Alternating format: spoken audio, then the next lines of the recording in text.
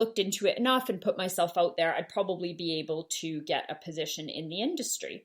But at the same time, I kind of had this inkling. I wonder if I could make a go of photography full time. Scotland is such a beautiful place and has so many beautiful backdrops. And I thought, oh, if I'm going to do photography, especially wedding photography anywhere, Scotland is the place. So I talked it over with my husband, and we spoke in quite great depth about it, what the challenges would be, what would happen if it didn't work out, all of these things. But we made that decision together that I was going to use this time and this opportunity to really give my business a go. And I'm so lucky that he was so supportive of that, because not everybody would be.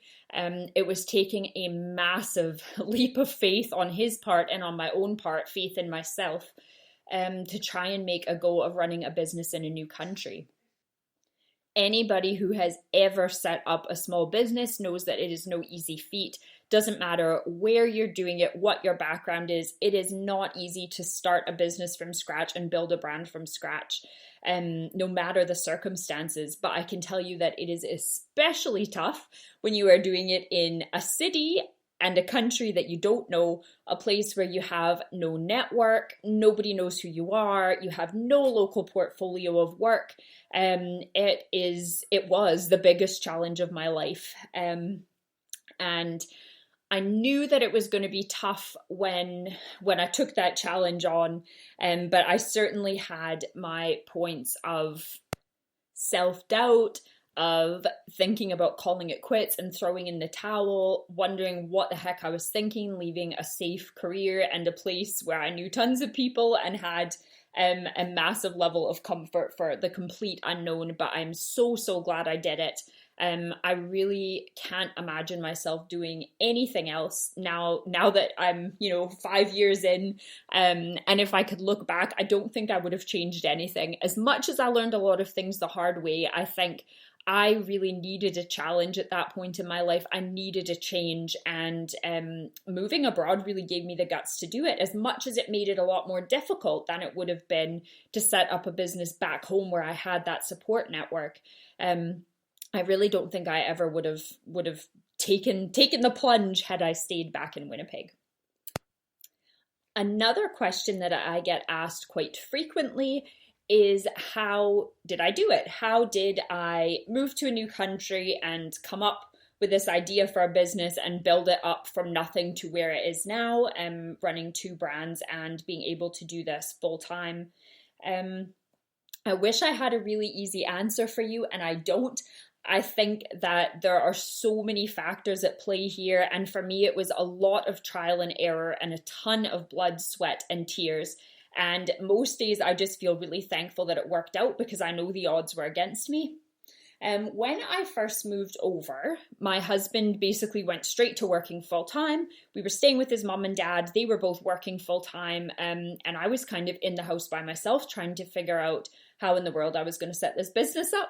So I started out by doing some courses and some workshops. So I did a course with the Prince's Trust. It was a week-long course, and it kind of taught you everything about starting a business. So we looked at financials and bookkeeping, we looked at marketing, and we looked at a business plan. So basically every aspect of running a business was covered. It was a week-long workshop, and that was really good for me because I had no background in business. I felt quite confident in the creative side of things, but not so much in running a business. So that was really good. I also found a lot of workshops. So some of them were online. Sometimes it was YouTube or reading blog posts. Sometimes it was a live online workshop. Sometimes it was an in-person workshop. So Business Gateway ran a lot of really great workshops for people who are starting out. And I have to say, I was so impressed by how many resources are available for people that want to start a small business in Scotland. I think it's incredible that there are so many resources out there that don't cost a thing, and that so many industry professionals are willing to give their time and their expertise to help others who are trying to start out. So that was really encouraging that support was there. But I still didn't have any real connections to the industry here, and I knew that it was a time when the market was incredibly saturated. when digital photography became a big thing and the price of cameras started to go down, a lot of people bought a camera and decided to start a photography business. And, I'm no different. I did the same thing. So I'm certainly not putting anybody down who did that, but it meant that there was a lot of competition out there. There were the people who were very established, the kind of up and coming people that are sort of in that trendier group, and then loads of people that were just starting out with their businesses. And while I had quite a few years of shooting behind me already, I'd been shooting professionally for about, let me think, 7 years at that point. Is that right? Yeah, 7 years or so. It was very, very part-time, and I was still very much figuring out exactly what I wanted to do, what my style was, and what my niche market was. So back then I was focused primarily on wedding and family work. That was pretty much all the work that I had done up until that point. I'd done little bits of event photography, but that's really where my passion was photographing people and happy moments for people. So I thought that a good way to sort of get a better understanding of the industry and to start bringing in a little bit of income while I was still building up my business would be to get a part-time job in weddings or events. And I found a position. It was covering a maternity leave for the owner of a events business. So they do event decor, stationery, that kind of thing. So big shout out to Laura at Ivory Tower Weddings. Laura trusted me to kind of keep her business running while she took a maternity leave, and she was so supportive and encouraging, and she really showed me the ropes of the industry. And I think having that industry experience, even though it wasn't photography related, was such a big help to me in understanding what the industry was like here, what the different niches were, what the different venues were. It really gave me an opportunity to meet a lot of people and to gain an understanding of the wedding industry in Scotland. And I'm not sure that I would be where I am today without that. So thanks to Laura. I don't know if you're listening to this or not, but that definitely helped me out in those beginning stages. As well as working part-time for Laura, I was trying to build up a portfolio of local work.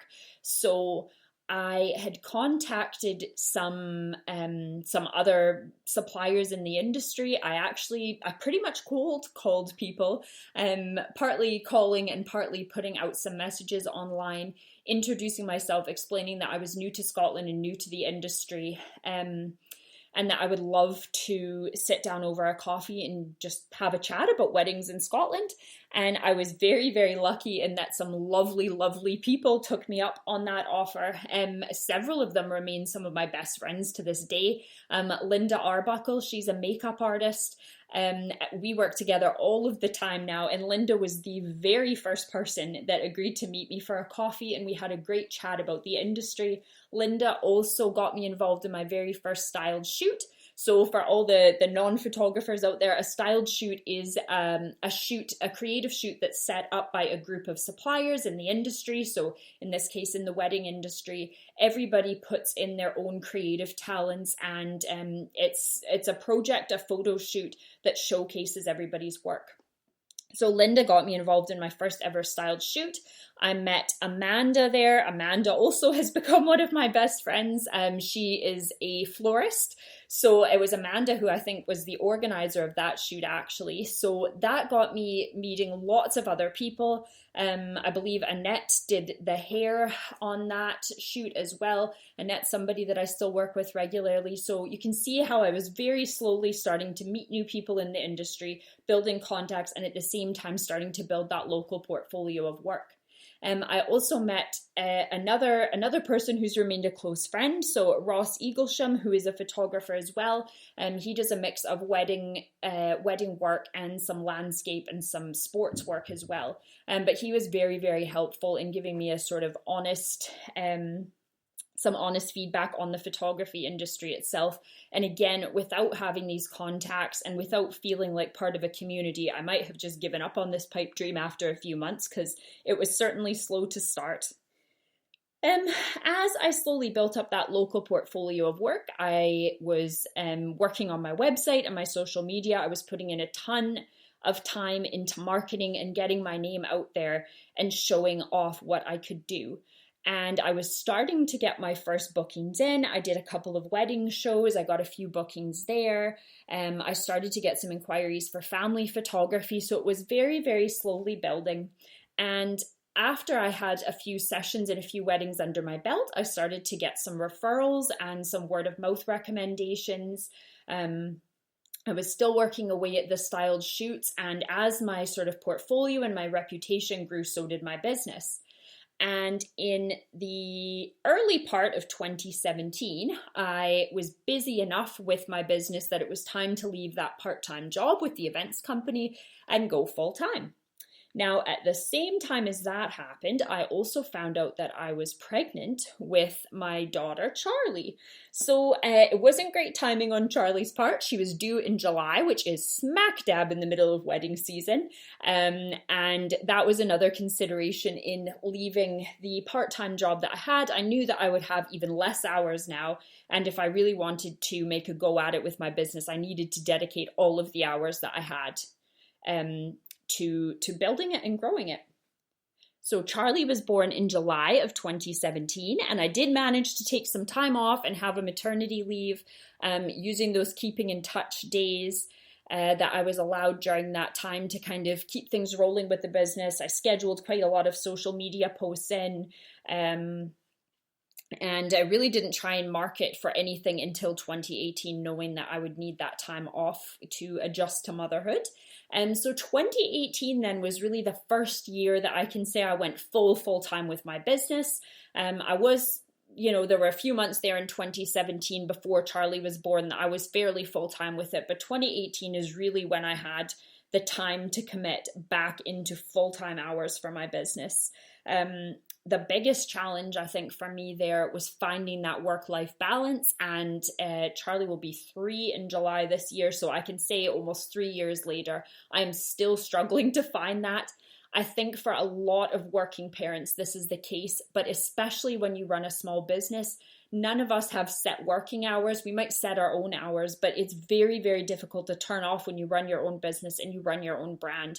And trying to make sure that I have dedicated time just for my business and just for Charlie and just for my husband. And if I'm really lucky, a few hours just for me is something that is a constant work in progress for me. And I'm sure for many of you as well. So that brings us up to now. I can tell you that the wedding and family side of my business is still going strong.